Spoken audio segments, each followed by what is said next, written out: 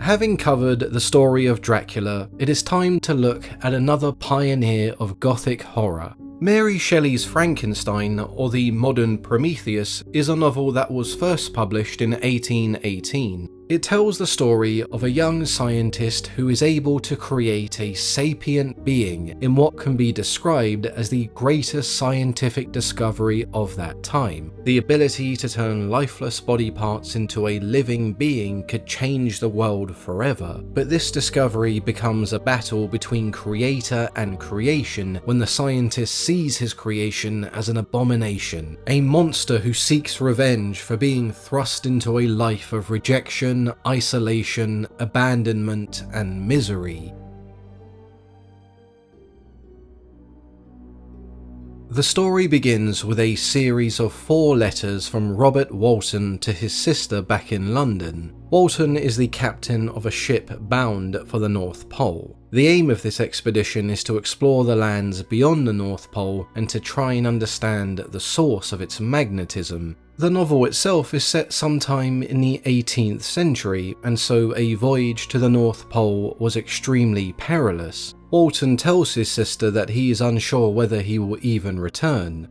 August 4th. In Walton's 4th letter, his ship was stuck in the ice. He and his crew saw a dog-drawn sled being ridden by a figure that resembled a man but was significantly larger. The following morning, Walton woke and saw his crew talking to a man in the ice. He was in a similar sled, but there was only one dog alive. The man was invited on board, and when he heard that they were bound for the North Pole, he accepted the invitation. After he recovered, Walton questioned him. Why was he so far out in the middle of nowhere? The man told him that he was looking for someone who had fled from him. They pieced together that it was the same man they had seen the day prior. Over the coming weeks, Walton and the man became friends. The man originally planned on letting the tragedies he had suffered die with him, but in the hopes that it could somehow assist Walton in the future, he began to tell him his story. Walton did his best to record everything the man told him, and the rest of the narrative comes from Walton's manuscript detailing the life of his friend. The mysterious stranger was called Victor Frankenstein. He was born in Geneva, Switzerland. When he was 5 years old, his mother adopted an Italian orphan girl named Elizabeth. Victor and Elizabeth had a wonderful childhood and were extremely close. By 15, Victor developed a keen interest in philosophy, but switched his studies to mathematics when he witnessed a thunderstorm up close. This was only brief, and his focus would shift back to natural philosophy, or science as we know it today. By 17, Victor was to study at the University of Ingolstadt, but before he enrolled, Elizabeth had caught the scarlet fever. His mother ignored instructions to stay away from Elizabeth and cared for her until she made an unexpected recovery. Unfortunately, the illness would take the life of Victor's mother. Before she died, she revealed it was always her hope for Victor and Elizabeth to marry. As originally planned, Victor travelled to Ingolstadt to begin his studies. Over the next few weeks, he became acquainted with his professors. A particular professor, Mr. Volden, was unlike any of the others. The way he explained even the basics of chemistry inspired Victor. By the end of his lecture, Victor was determined that he would be the one to uncover the secrets of creation. For the next 2 years, Victor was obsessed with natural philosophy. He studied and honed his skills at every opportunity. Not once did he return home in this time. He made discoveries that had earned him notoriety at the university. His knowledge had surpassed even some of his professors, and he considered returning home as he felt Ingolstadt no longer had anything to offer him in his pursuit of greatness. He turned his attention to the human frame and anatomy relating to the creation of life. However, in order to uncover the secrets of creation, one must also study death and decay. He spent many days and nights in churchyards observing decaying bodies, examining every minute detail. The countless hours of labour and fatigue took its toll until he had finally succeeded. He had uncovered the secrets that so many great minds before him had missed. Victor had found the cause of creation. He himself was now capable of bestowing life upon lifeless matter. Despite his elation, Victor was hesitant. On paper, his discovery was groundbreaking. However, the practicality of bringing a body to life would still be a very difficult task, not to mention the moral implications. Eventually, he had decided on creating a being large in stature, at least 8 foot tall and magnificent. For the next several months, he collected the body parts required and stored them in his workshop. He was obsessed with his work and had lost touch with the people around him. His sense of time was a blur as the seasons passed him by. It was a dreary night in November when he would finally accomplish what he had set out to do. Just past 1 AM, Victor looked down and saw the eyes of his creation open. Victor then described his creation. He had selected limbs of perfect proportion, long, lustrous black hair, pearly white teeth, and yellow skin that covered his muscles and organs. Victor doesn't describe his creation with pride or a sense of achievement. He is repulsed and scared. The features he considered beautiful were starkly contrasted by watery eyes that were almost entirely white, shriveled skin, and dark black lips. Victor had spent 2 years neglecting his friends, family, and his own health to create the being in front of him, and all he felt was a sense of disgust. That night he struggled to sleep, and when he eventually did, he was woken by the hideous wretch. The monster he had created stood in front of him, stretched out his arm and muttered some incoherent sounds. Was the monster trying to communicate with Victor? Was it angry? These are not thoughts that crossed his mind as he ran past him and hid in the courtyard until morning. Wandering around Ingolstadt, Victor came across his childhood friend Henry, or Henri. They went back to his apartment, but it was empty. The monster was nowhere to be found. After months of neglect, Victor had finally fallen ill, overcome by fever. Henri remained in Ingolstadt to nurse his friend back to health. When he had recovered, Henri gave Victor a letter from Elizabeth. The letter was asking Victor to come back home as he was being missed. A former servant of theirs, Justine Moritz, had also come to live with them. Henri remained in Ingolstadt, and together they took a break from natural philosophy to study Middle Eastern language. They explored around Germany in their free time, and just as Victor began to feel more like himself, he received a letter from his father. In the letter, his father told him that his brother William was dead. He had been murdered. The previous Thursday, May 7th, William had gone missing. They searched all day and well into the evening, but there was no sign. The following morning at 5 AM, his father found William's lifeless body in the grass. The killer had left a fingerprint on his neck. Victor travelled back to Geneva. He visited the forest where William's body was found. That evening, the forest was illuminated with lightning. As he looked around, he saw a figure that could not be mistaken. A figure large in stature and deformed. It could only be his monstrous creation. Why was he here? How did he know this was Victor's hometown? Was he the murderer? All these thoughts raced through his mind, and before he could compose himself, the monster was gone. Victor was convinced that the monster had to have been the murderer. The next morning, he arrived at his father's house, but decided against explaining his suspicion because of how insane his story would sound. Victor's younger brother Ernest told him that Justine Moritz had been accused for William's murder, a statement that Victor found ludicrous because he was convinced that his creation was responsible for William's murder. Justine was to be tried that very same day. The morning William's body was found, Justine was taken ill and confined to her bed. One of the servants, when examining the clothes she had worn the prior night, found a photo of their mother that belonged to William. When she was confronted, Justine was confused by everything, and that was deemed enough evidence. But Victor was adamant that they were all wrong because he knew who the murderer was. When the trial began, there were numerous pieces of evidence against Justine. Along with a photo found in her possession, she was also out the entire night the murder had taken place. When questioned, she told the court that she was out looking for the boy just like everyone else. When it was time to defend herself, she asked for a few witnesses who could attest to her character. If this was not enough to sway the court, then she would accept her fate. Elizabeth stepped forward and described her time living with Justine. She was certain that Justine was not capable of harming another human, let alone one that she cared for. Victor watched on as the judges seemed to have already made their decision. The next morning, the ballots had been cast.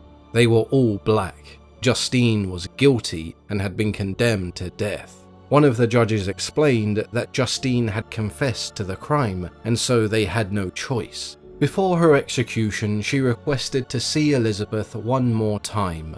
Victor would accompany her to the prison. Justine confessed to Elizabeth that she did not kill William. She was pressured into confessing, but she was ready to die. She thanked Elizabeth and Victor for believing her. Victor felt an enormous amount of guilt as it was his creation who was responsible. The next morning, Justine was executed. Victor retired to his family's holiday home in Bellerive to mourn the deaths that he felt responsible for. He was in constant fear of what acts of terror the monster might inflict upon him next. Victor found the surrounding nature of the Alps along with exercise helped to ease his concerns. He challenged himself to reach the summit of Montever, a large glacier. On his climb, he again saw the figure. It charged towards him with little concern for the treacherous ice. As it got closer, Victor recognized his creation. He prepared himself for a physical altercation. He confronted the monster over his crimes, to which he responded that he was once benevolent and good, but misery, isolation, and the hatred of others had turned him into a fiend. If Victor complied with his conditions, accepted his proposal, he would leave him and his loved ones alone. If his creator could restore his happiness, then perhaps he could even become good once again. Victor wasn't too interested in hearing the monster out, he'd rather fight to the death. The monster pointed out the irony of man. Frankenstein accused his creation of murder, but would happily kill his own creation. The monster asked for compassion. He wanted Frankenstein to hear his story. He invited Victor back to his hut where they could talk away from the cold. Victor agreed to follow, intrigued by the monster's notions of compassion. He sat by the fire and the monster began to tell his tale. He recounts that after being created, his senses were overwhelmed and he had very little control over them. He retreated into the forest as the light caused him pain. He found a hut that belonged to an old shepherd, but the man saw him and ran away terrified. At sunrise, he walked until he found a village. The children shrieked at the mere sight of him, and the people of the village either fled or attacked him. Beaten and bruised, he fled once more until he found a hovel attached to a cottage that he could take refuge in away from the icy winds and snow. He planned to stay there in isolation, but from a distance he observed a family in the cottage, and from them he learnt how to speak. Over the winter he watched and was fascinated by human interaction and emotion. He learnt that the old man was called Father, the boy Felix, and the girl Agatha. When he caught a glimpse of his reflection in a pool of water, he was mortified by his own appearance. He dreamt of one day introducing himself to the family and being accepted by them. He continued to learn in the hopes they could look past his appearance. When he looked inside the pockets of the jacket he had taken from Victor's workshop, he found his journal. He learned about the process that created him and the hatred and disgust from Victor. The monster wanted to know why Frankenstein would create a being so hideous that even his creator hated him. Despite this, he remained focused on revealing himself to the family in the cottage. If he could persuade them to look past his appearance, then there was still hope to be had, but he was terrified of what would happen if he failed. The father in the cottage was an old blind man. He planned on entering the cottage when the father was alone, as he could make an introduction where his appearance was not an issue. When the children had gone, the monster knocked on the door. The old man invited him in and offered him a place to rest. The monster confided in him and told him his plan to reveal himself to his friends in the hopes they would accept him. He explained his fears of being rejected and outcast. The old man told him that if he was blameless and a good person, then they would surely accept him. Before he could tell the old man the names of these friends, he could hear the man's children returning home. He grabbed the old man's hand and told him that they were the friends he admired so dearly. Unfortunately, the reaction of Felix and Agatha was what he feared most. Agatha fainted at the mere sight of him, and Felix grabbed his father and pulled him away from the monster. Felix attacked him with a stick, and the monster had no choice but to flee back to his hovel. No longer afraid of being discovered, he wandered the forest howling in pain. He cursed his creator and swore war on humanity and the man who had created him.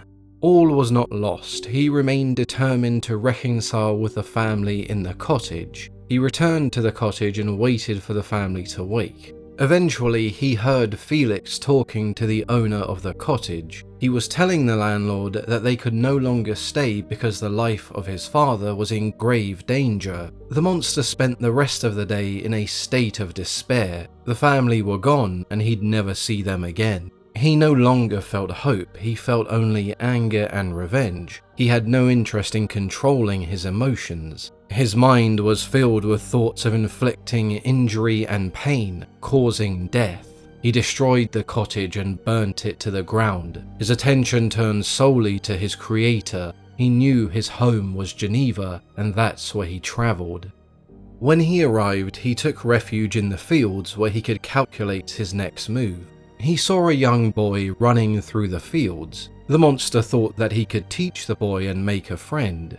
He revealed himself to the boy, who placed his hands over his eyes and screamed. He restrained the boy, who continued to shout. He thought the hideous monster wanted to eat him. The monster tried to calm him down, but the boy threatened to tell his father. When he mentioned his father's name was Frankenstein, the monster felt an uncontrollable rage. He assumed the boy belonged to his creator, and so he would be the first victim. He grasped his throat and strangled the boy. He felt no remorse at the death of this child. He was elated by the pain that would be inflicted on Frankenstein. He took the photo of a beautiful woman from the boy's pocket and left the scene of the crime. He entered a barn where he found a woman sleeping. He tried to wake the woman, but then decided that he could cause more mischief by placing the photo of the woman in her pocket. He waited for the return of Victor Frankenstein. Now we finally hear of his request. He was alone and would never be accepted by man, but he could be accepted and loved by one as hideous as him. He wanted Victor to create him a mate, a female companion of equal deformity. This is what Frankenstein owed him. This was the request he simply could not deny. During the story, Victor had softened towards his creation, but after hearing his demands, the feeling of anger overtook any sympathy he felt. He denied the request. The wickedness of his creation knew no bounds, and he would not bring a second monster into this world. The monster told him that he would not stop. He would make Victor's life unbearable if he had to. He calmed himself and tried to appeal to his creator once more. He only wished to feel appreciation. They wouldn't live happy lives, but they would still be harmless. If Victor accepted his request, no one would ever see them again. They would travel to the wilds of South America. Victor again softened. His creation had displayed a range of emotions. The monster was right. As his creator, Victor felt that he owed him some semblance of sympathy, the chance of a happy existence. After weighing the options, Victor accepted the request, as long as the monster left Europe and any place where man resided. For months, Victor struggled to begin work on a female creation. He came across the work of an English philosopher who could certainly aid his task of creating his monster a mate. His father also inquired as to why he was delaying his marriage with Elizabeth. His union with Elizabeth would surely bring him peace and happiness, but first he would need to travel to London to ensure he could keep his end of the bargain. They agreed Henri would travel to England with Victor, they would return within a year, and the marriage would take place. In December they arrived in London. Henri was excited to explore the city and interact with its people. Victor, however, was focused on work. He travelled to one of the most northern Orkney Islands where he could set up his lab and work in secrecy. He struggled with the morality of creating more monsters and was in constant fear that his creation would find him. The monster had agreed to leave humanity alone, but what if his mate did not agree? What if she was even more of a monster than him? If they were to breed, they would create what Victor described as devil-like offspring. Humanity would hold him responsible. The sympathy once again faded as Victor considered the possible implications of his promise. When he looked up, he saw his creature in the window watching him. As he anticipated, the monster had followed him and was waiting to claim his bride. The look on his face was that of deception and wickedness. Looking down at the creature he was working on, Victor tore it to pieces. The monster howled in agony and disappeared. Later that night, he returned to the cabin to question Victor. Did he dare break his promise? The creature reminded him that he would make his life miserable if he betrayed him. Victor was resolute and told him that he would not make his bride. Before leaving, the monster told Victor that he would be with him on his wedding night. But Victor replied that he should also be scared of him. After receiving a letter from Henri, Victor destroyed his lab equipment and made his way back to shore. He reached a small town where the locals accused him of murdering a man in his 20s the night before. He was taken to the magistrate, Mr. Kerwin. Here the local fishermen told the magistrate of a body they found on the shore when they went out fishing. It was a man about 25 years old who had been strangled. Other than the black mark on his neck, there were no other signs of violence. The fishermen saw only the figure of a man in a boat that was identical to the one Victor had arrived in. He was taken to the room where the body was so they could see his reaction. When looking down at the body that lay in the coffin, Victor was distraught as it was the body of his friend, Henri Clerval. Barely able to stand, Victor was carried out of the room and soon after came down with a fever that lasted 2 months. He remained in prison during this confused state. The magistrate managed to contact Victor's father to come and collect him. There was no evidence to prove Victor had killed Henri, but there was evidence proving that when the murder took place, Victor was on an island in Orkney. He was set free and accompanied his father back to Geneva. Victor's only concern was watching over his remaining family to keep them safe from his monster. Victor agreed to marry Elizabeth immediately upon arriving. They would spend their honeymoon on Lake Como. After arriving in the cottage in Como, Victor explored the surroundings, calculating his monster's next move. All of a sudden, he heard a dreadful scream coming from the room where Elizabeth had gone to bed. He rushed into the room where Elizabeth lay motionless. She was dead, the mark of the monster around her neck, just like the others. He saw the monster waiting at the shutters, a large grin on his face. Victor drew his pistol and fired. He missed and the monster jumped into the lake, disappearing. He returned to Geneva where his father had fallen ill. Within a few weeks he died of grief. Victor began to spiral into madness. He visited the cemetery where his father and Elizabeth were buried. When cursing his actions and the monster, he heard someone laughing. He looked around and saw nothing. Next to him, the monster whispered that he was satisfied. Victor vowed that nothing would stop him avenging his family and friends. Even if it cost him his own humanity, the monster he had created must be killed. For months, Victor chased the monster. His pursuit took him to the Arctic, where the locals spoke of a monster who had stolen their supply of winter food and placed it in a sled drawn by dogs. He acquired his own sled built for the treacherous ice. He found the sled of the monster and pursued him for 2 days. He was within a mile of his enemy when his hopes were shattered by the ice beneath him. The ice split open and he sank below. He accepted his fate. The monster had beaten him.